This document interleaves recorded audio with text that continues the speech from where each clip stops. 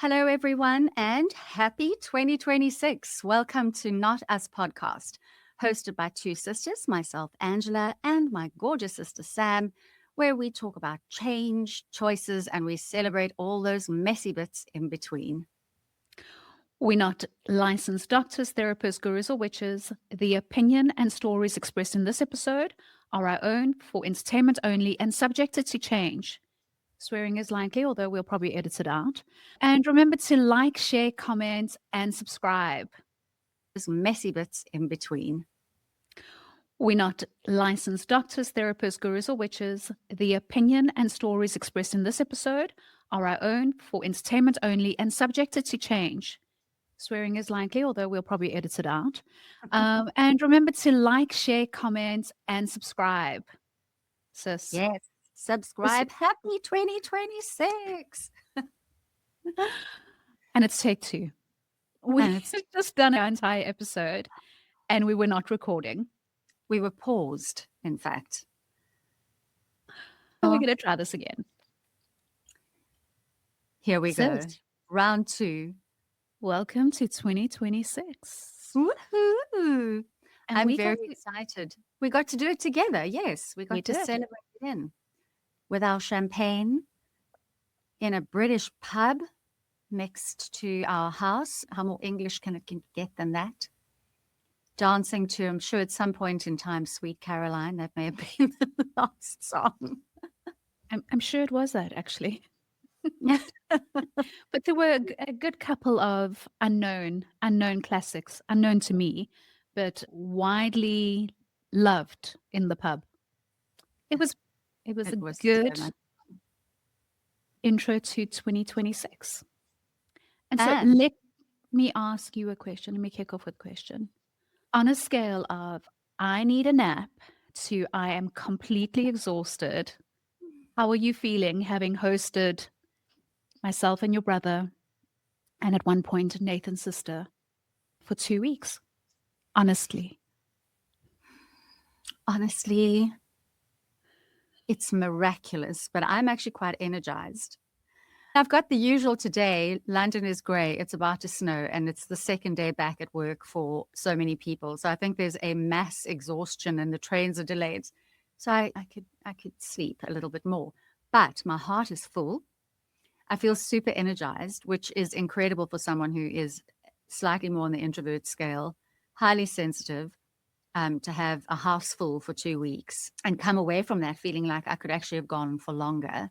But that's no testament to myself. It is very much testament to the company that was kept and the amount of fun we had and how much double, is it called double, dabble? What's that game we played? Double. We played the competitiveness, the adventures. So my heart is really full. And it's interesting because whenever I say to someone now, they were like, how was your Christmas? And I'm like, yeah, it was great. I had my family over for 2 weeks. You can just see everyone's like, what? Like, 2 weeks would be long for any of us because all of us are quite private. But it was so much fun. So much fun. So thank you. And I think I can really, as I say, it's not necessarily testament to my own temperament. I think a lot of that is testament to how you all showed up. Because I don't know if you recall, but in our episode Prepping for Christmas, I was saying in terms of boundaries and how we're going to go into this festive period.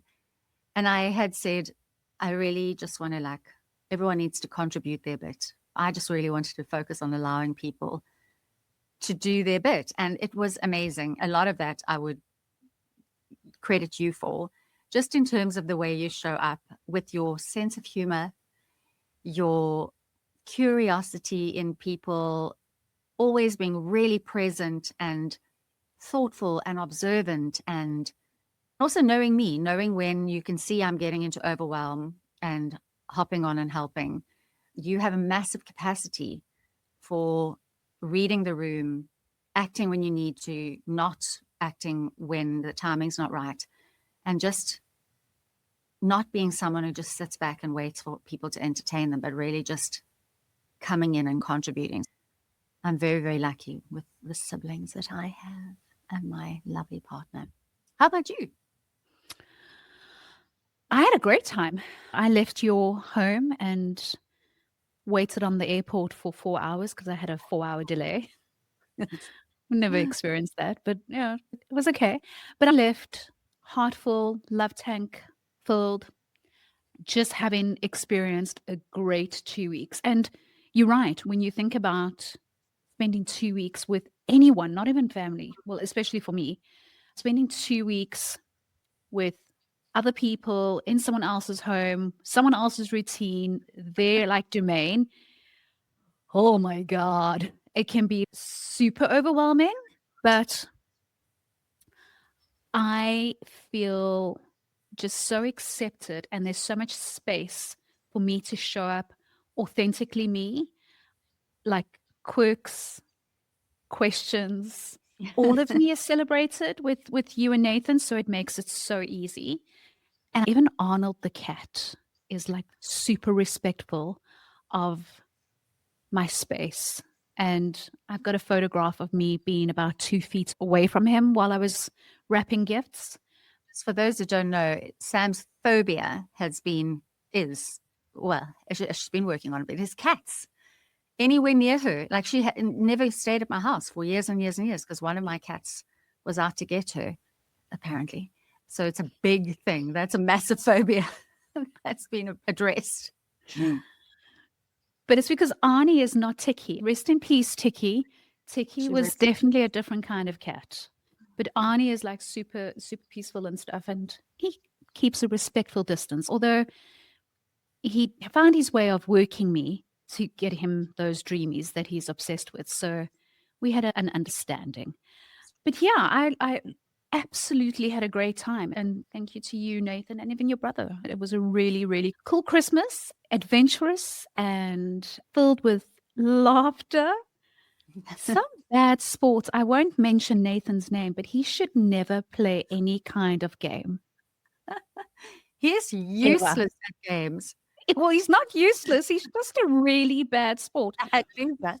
Which is great because I've always been the bad loser, but he takes it to a whole nother level, which makes me happy. I'm wondering how many of those of you who are listening or watching, if you can put a name to the worst loser in your family. Call them out here. We can say it safely because he doesn't really listen to the full episodes. Running permanently in the background. He has to deafen his ears. But yeah, it was so much fun. It was really interesting. Of course, going into it, I was a little nervous because, of course, for those of you who are listening for the first time, I was adopted. And so Sam and I share a birth mom, or as one of our listeners shared with us, a tummy mom. And I have another brother who I grew up together with, and we share a heart mom. I love that description. Love that too. Gave us. So if we want to relanguage birth mom, that's your tummy mom, and then your adopted mom is a heart mom. So we really love that.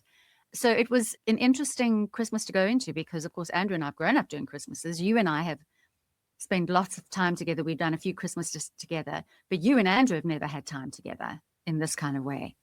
So it was really interesting to see how my siblings connected, and just amazing how well you hit it off. And your banter was hysterical. And I think you had such a good sibling kind of vibe. You were at him the whole time, getting on his nerves, teasing him, challenging him, waking him up early in the morning to have a conversation about what you'd spoken about the night before and not letting him off the hook. All the sibling stuff. It was just incredible to watch. So he needed all of that in his life. You know, Angela's very nurturing and kind and gentle with Andrew, and I took it upon myself to give him the real sister experience. So he's older than me, but had he been my younger brother, that's what he would have experienced. But sis, let me ask you, what was it like navigating your different worlds? So your heart family, your tummy family, and now your new life in the UK. What was that like for you? What were your expectations going in and maybe concerns? And then what are you feeling post the holiday?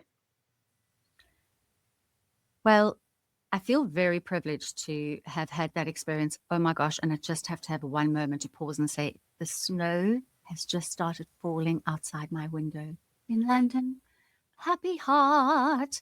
And my heart is happy now because, of course, it's post having to take down Christmas trees, which is depressing. We'll come back to that. But now there's snow, so I'm happy again. So to answer your question, I am thrilled with how Christmas worked out. Okay, seriously, I think the thing that I really wanted out of this time together, because I just really like to create spaces where people feel relaxed and comfortable, and I wanted both you and Andrew to have the most wonderful time with Nathan and I, and to also feel like you've had a holiday.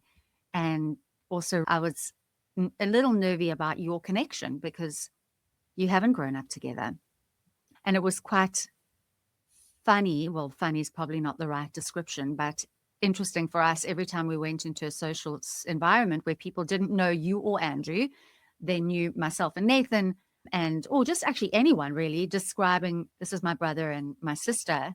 But then you and Andrew weren't brother and sister. And so just watching their faces, trying to figure all of that out, and then having to explain, well, I was adopted, Andrew and I grew up together, Sam and I share a tummy mom, and that's how the family dynamic is, and kind of watching people getting their head around that. So to answer your question, that was it, that dynamic.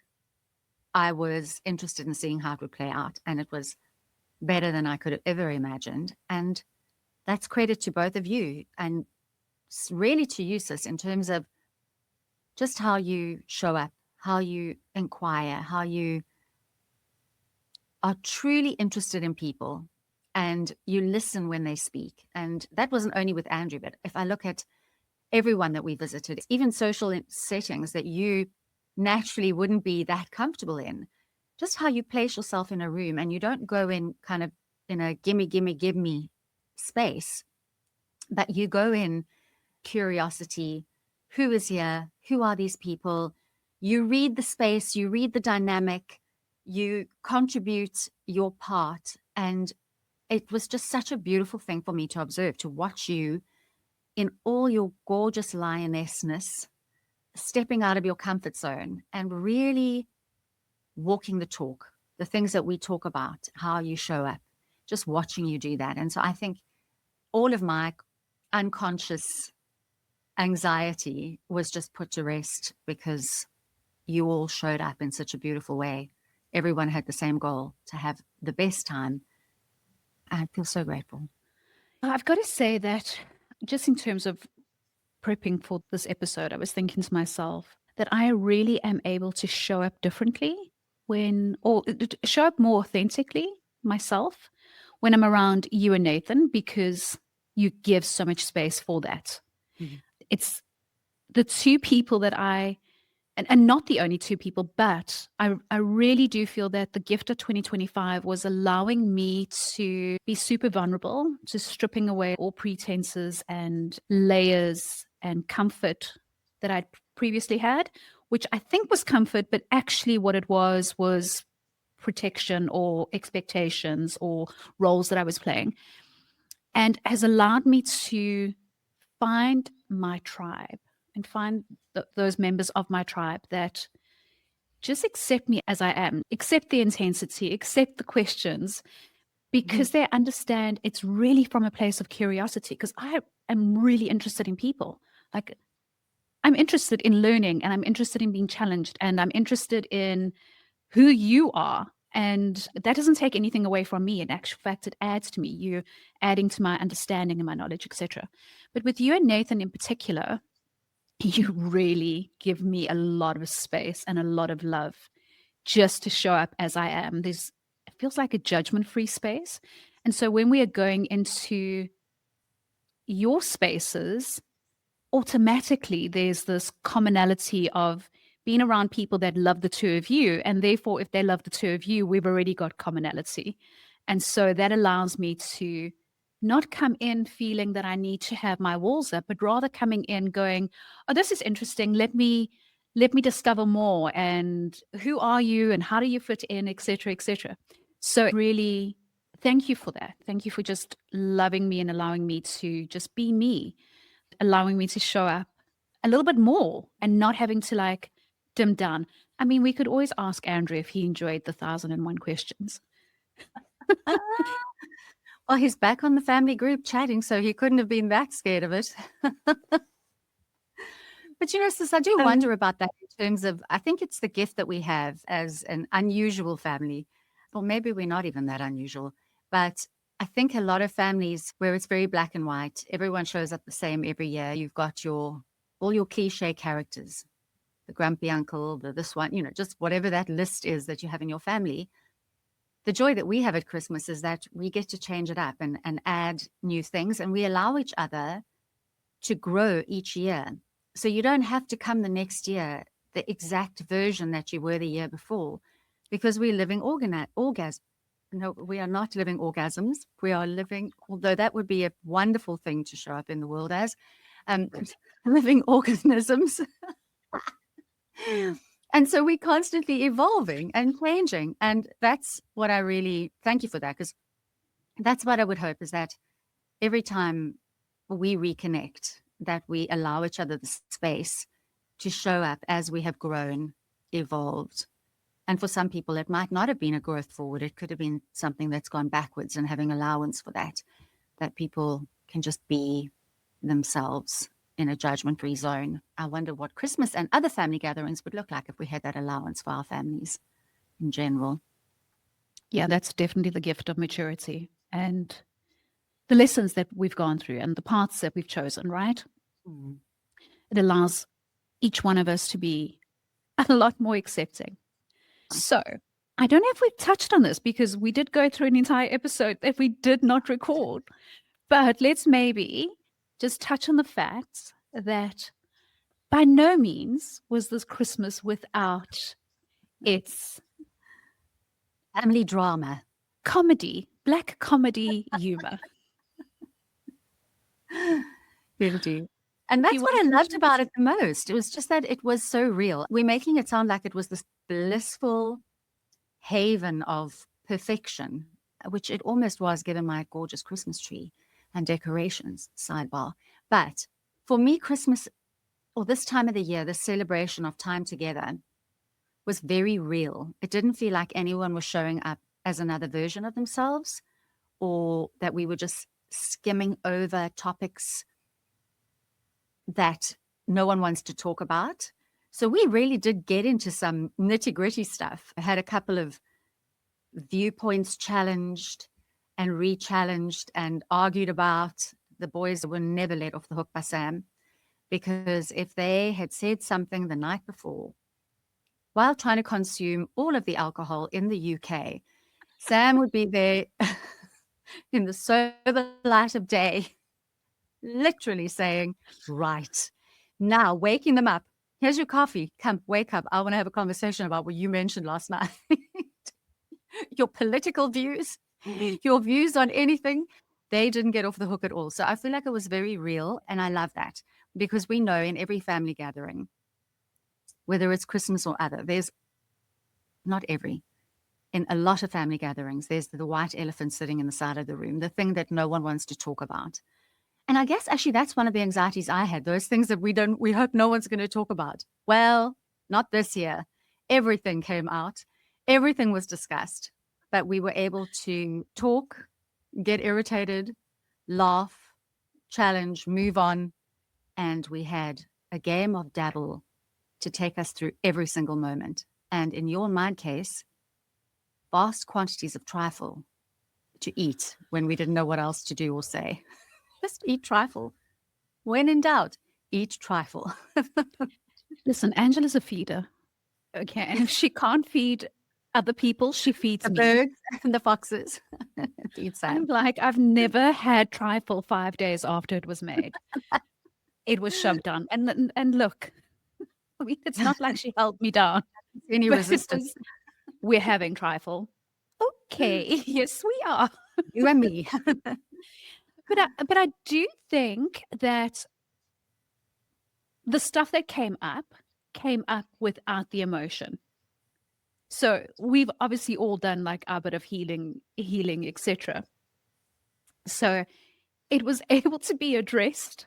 Some things 20 years later, we won't mention what it is, but I have a rule. I will not debate with someone, and I love debating. It's a sport for me. I won't debate with someone It's who is sport. It's a intoxicated. sick, twisted sport, but she loves it. But do not think that I am going to, like, I'm not going to let it go. So if there's something that you want to bring up, I will knock on your door with a cup of coffee at 11 o'clock in the morning because you're still sleeping and say, right, let's wake up and let's chat. There's two things that we're going to debate and discuss. And she will not let you out that room until it's done. Let me tell you, there is no escape. There is no escape. But I love that about you. Look, the boys were also very accommodating to me because when we were playing double, and if Angela wasn't playing with us, so there was three of us, we would be in a triangle. The one behind my left elbow and the other one behind my right elbow. My brother had So never it was experienced very she much like being quite with like it. brothers. Exactly. She would literally side swipe them with an arm. Oh, it was Oh, fantastic. it's good fun. Sis, what have you learned or observed about me through this holiday and then about yourself? Good, bad, and the otherwise. Good, bad, and the other.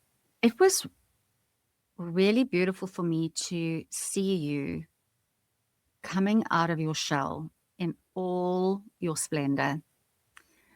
It's especially after the year that you've had, but also you and I, although we've spent bits of time together, we've not been locked down for 2 weeks in one house to Never. really get to observe how you show up every day.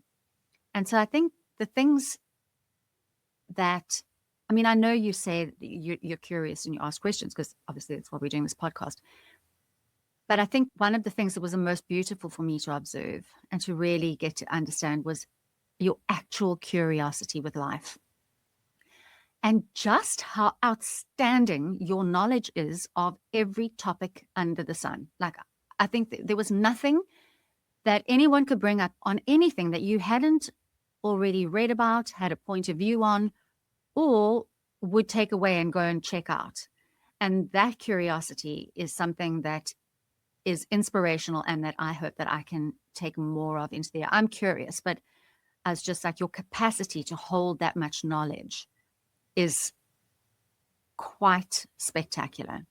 So that was great. And then that, of course, reflects on your intelligence. I mean, I know you're smart. You're a marketing executive and you're a senior businesswoman. So you come with some clout, but it was the range of topics, but also that you are willing to be challenged. In fact, you want to be challenged, as you say, you like to debate, but that you really will listen to alternative points of view, but you also have no fear in challenging them as well. So, but it's the how, because we can all do that, but it's the how you do that challenge and the questions that you pose, which was really impressive for me to watch. But then also, one thing that I've really seen you growing through is the softness, because you've always shown up in the masculine, problem solving, timekeeping, whatever it might be, just organizing. And thank God for that, because it's people like you that keep the world running for people like me. But to watch you still allow that, but to watch you stepping into that, being way more open to the flow of life, to being softer, to showing emotion, and just all of that, which I know is something that you've actively worked on in the last year.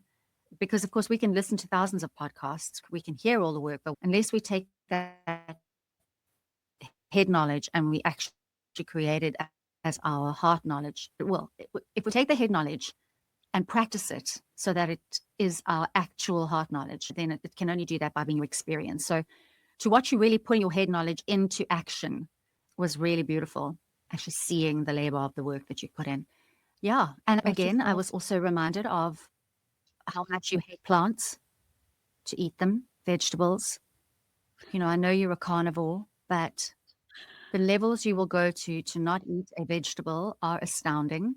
That is not a Or anything that's truth. I plant. love vegetables. I just will not eat fake meat. And Angela is a vegan. And Nathan is a great cook. But if it's not meat, it's not meat.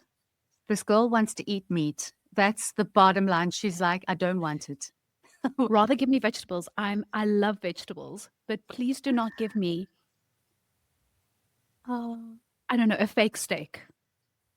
This body is a temple. I respect it.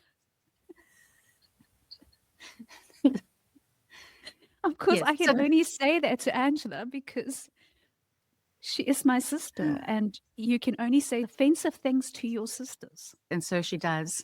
There was one stage where I was like, why don't you convince the non-meat person to eat meat? Angela was like, they do all the time. Every meal. Oh. What about yourself? What about yourself? About myself, I guess I am very proud of the fact that I am able to allow other people to contribute a bit more, that I felt more comfortable in myself now to just take space if I needed it. And again, that's something that normally just staying and smiling and waving would be the go-to, just because I'm naturally a people pleaser. And I've also had a career where you show up and you put on a happy face and you perform. So I was kind of pleased to see when we got into really uncomfortable conversations or situations to allow other people to take those conversations and deal with them on their own, to do mine on my own, and just having more capacity for being conscious of how I feel and having allowance for myself. There were moments when if it gets too busy, too noisy, it's noise. I'm really sensitive to sound.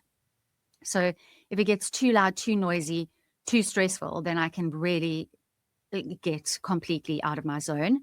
And of course that did happen, but I was able to regulate myself a little bit better in the way that I need to. So that might be just going off for a moment, busying myself, or just taking that time in the morning, how important that is for me to connect with nature, feeding the birds, the dogs, that night just closing off with feeding the foxes. So just kind of seeing how the things I practice when I'm not in the hot seat, when we are in those situations that up the ante, that those things work, or where I need to apply some more work. So there was that. Yeah, I think that's probably the main thing. And just how you can experience, again, all of the emotions of that you do when you have a whole family gathering, your anxiety, your joy, your deep love, your concerns, just all of those can be embodied in one space without one being more dominant. And so just having allowance for every moment. Yeah, that's what I observed about myself this year, I think. And how much I like Christmas presents. She got a lot of Christmas gifts. I did. I got the most out of everybody. We all got a lot of gifts. She got a lot. Spoiled. I was so spoiled. And what about you, sis? What did you observe about me and yourself? Yeah. The one thing that I want to just quickly say is you didn't only remove yourself from situations, you also used your voice. So when things were getting a little loud or just like too much, you didn't do it from a reactive place, but really from a position of this is what I need, or can we take it down a little bit?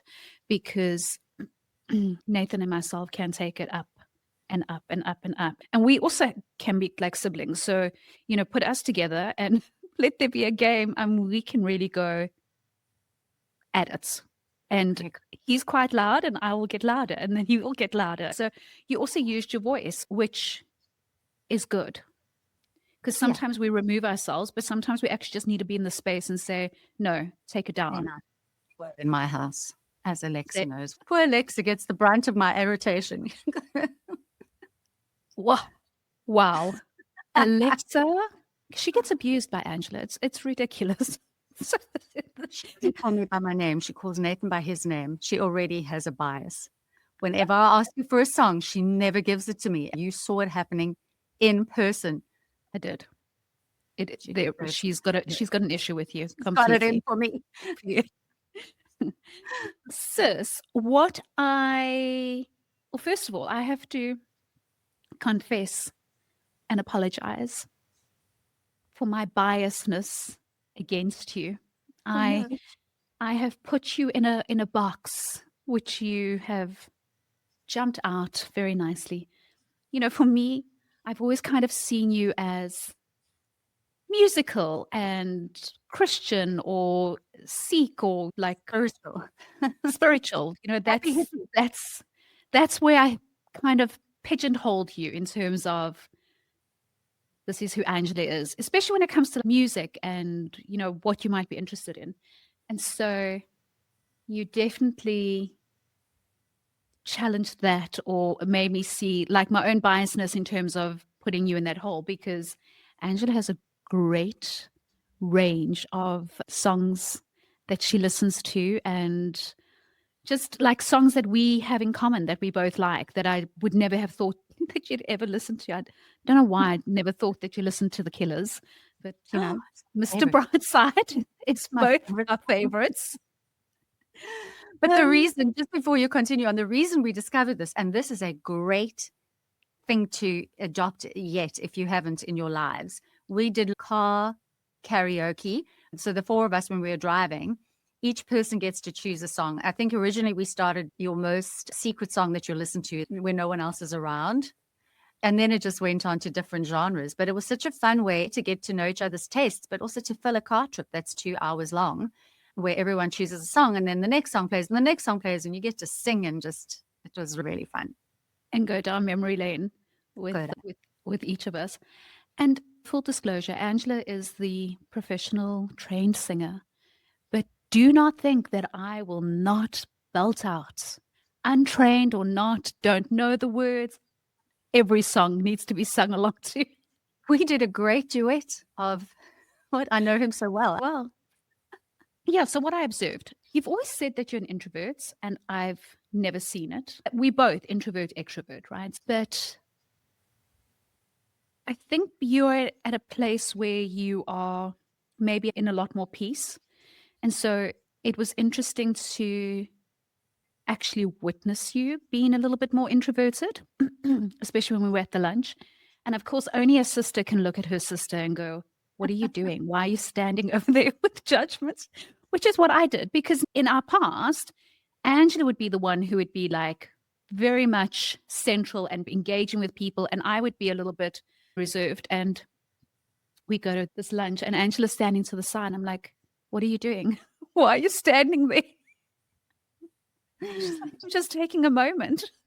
So for the first time, and yeah, and I think it is because you're at peace. I also think it's because you're not showing up as this massive resume of who you are, etc. So you're allowed to just be in that space. You're definitely happiest when you are busy.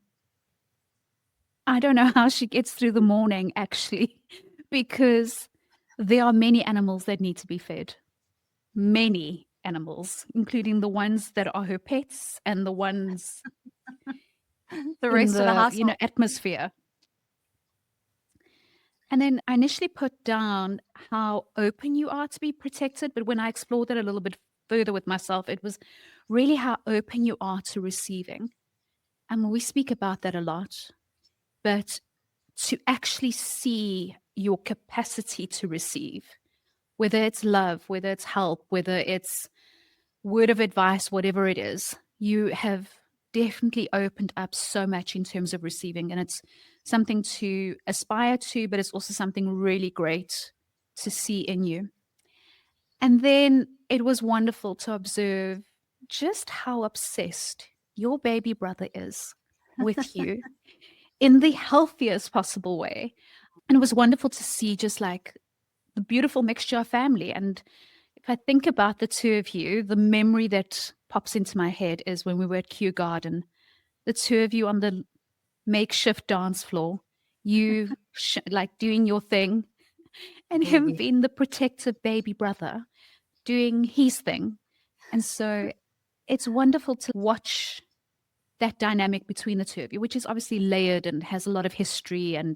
But just, I mean, this guy has got like, he's a walking resume of Angela's accomplishments and achievements. And as someone who didn't grow up with you, it was great to also get a little glimpse in terms of what your childhood was like, and maybe who you were like as a child and as a sibling to observe that. That's cool. And then in terms of myself, my life has just become so much richer through the relationships that I've developed last year and the relationships that I've invested in last year, really finding my tribe. And then I also realized that perfectionism is driving my procrastination. And Hmm. that's something, in terms of doing our live. So I won't necessarily reject the idea. I'll just kind of okay, it's not perfect. We haven't done prep for it. Like, what do we want to speak about? And so it's been great in terms of this podcast. I mean, it was an idea that I came up with, but you've had to pull me out of that perfectionist a little bit. And so it's good to have that brought up to figure out what I want to do with that. Because I've always kind of labeled myself as a bit of a procrastinator. And I've always rejected the idea that I'm a perfectionist, but I actually think it's pretty much the other way around. I think I'm very much a perfectionist and that drives my procrastination. And so how do we work with that? Sure. Well, that's an amazing observation to have, because I think what I observed around that, and maybe just in terms of giving yourself some credit for that, was watching you step into uncomfortable territory, not knowing what the outcome would be, but just taking chances and braving situations without knowing exactly what was going to happen. And so just allowing that, just letting go of that control a little bit, that perfectionism of every moment needs to be in a certain way. I think that you have actually come leaps and bounds on that journey. So although it's great that you get to observe that, because sometimes we can't see that in ourselves, but I think just by default of the work you have been doing this year and letting go of that control, well, that's why we're here. That's why we're even doing this But it's podcast. also the company. You play a massive role in that because I know that we're not going to put out something that's garbage. So it means that I don't have to control everything. So that's credit to you as well. I think it comes back to the tribe, right? Know your tribe, having the right people around you that allows you to uh, be you and not have to operate from a place of control or fear or, the lower energy stuff. So thank you for that. But do you want to say that it is credit to you as well? I think that's something I always just say I'm a control freak. But then I realized in situations, if someone else is taking control, I'm actually fine to just Yeah. relax, Yeah. So it's more, we come from a place of excellence. Like you want things to be of a certain standard and excellence. But I guess that's the part that we have to get more comfortable with, is the messy, when it just, Yeah. whatever that might be. But I just want to go back to one thing that you said. Firstly, I love that you got to observe Andrew being my baby brother. And it was incredible for me that he remembered all that stuff, that he knew. He was telling Nathan about shows that I'd done when I was a kid that I have forgotten about. So that was so sweet. But it really is also interesting by way of when people ask you, they use that term like your real brother and your real sister. And it's really cool for me to see we've changed our languaging on this because of, actually, thanks to someone who was watching our adoption episode, which is worth having a look at it for those of you who haven't seen it yet. But someone wrote back in to classify your birth mom as your tummy mom and your adopted mom as your heart mom. And so it's really great for me to see how Andrew, who I don't have any blood relation to, his heart family, is like the baby brother. And we've got all those attributes that people classify as your family. And we have that as well as sisters, but we share a mom. So, it's kind of expected. But I think people often wonder that, especially those people who've adopted children, and they wonder if they'll feel like real family are they creating a real family? Like your family is your family. It's the people that you surround yourself with. So that was a really cool observation. And then also just on receiving. And for most of my life, I think I was not able to receive. And I think that's true for many of us, in that we say we desire certain things, certainly now as we go into the new year and we're setting our intentions and things we'd like more of. But if we don't ask for our ability to receive, to expand, it's kind of hard, because if you've got a container, a small container that's only that big, you can only fill it with that much. But if we smash that container daily and just be like, how can I expand my receiving? How can I create a bigger container to receive everything?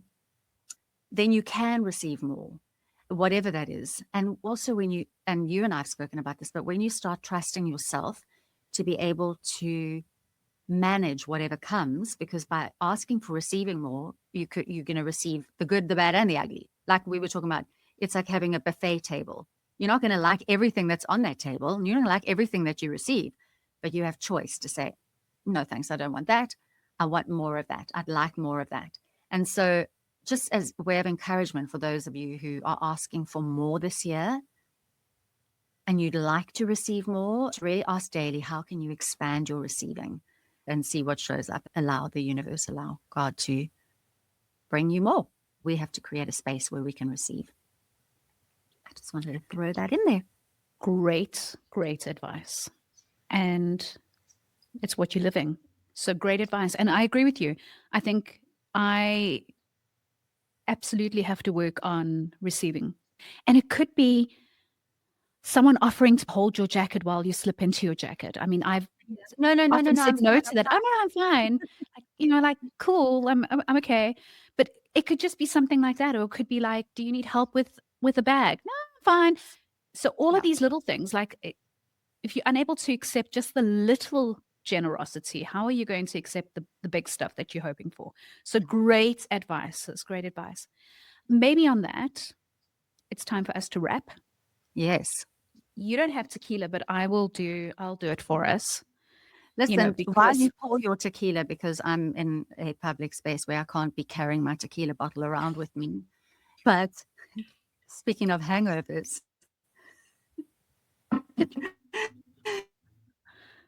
this is the time of year where we have these emotional hangovers because the Christmas tree is coming down and all the pretty lights are coming down. And so generally there's that sort of crash where people are trying to hold it together in January with the weather and all of the above. If that's you and you want to hear more about the crash landing and all of that, listen to our podcast next week. We're going to be talking a little bit more about that then. So just a little sneak peek into what's coming up. I mean, while speaking about hangovers, time to drink. We do know a couple of people that are doing dry January. And my favorite quote of the year so far is someone saying that you have failed at dry January on the 3rd, even though you're not participating in dry January because you don't need to. But to everyone who's doing dry January, well done. Keep going. Cheers. Cheers. Thank you for listening. If you would like to email us comments, suggestions, feedback, please do so at notuspod@gmail.com. Remember to like, subscribe, comment, share. And follow. And share. And remember, get a friend to share as well. You can find us on YouTube, Spotify, and Apple Podcasts. Remember to like us on our social, which at this moment is still Instagram and Facebook. Mm-hmm. We might be on TikTok one day, but not today. Today's not Black Day. And we look forward to 2026 and you being on this journey with us. So here's to a great year. Bye.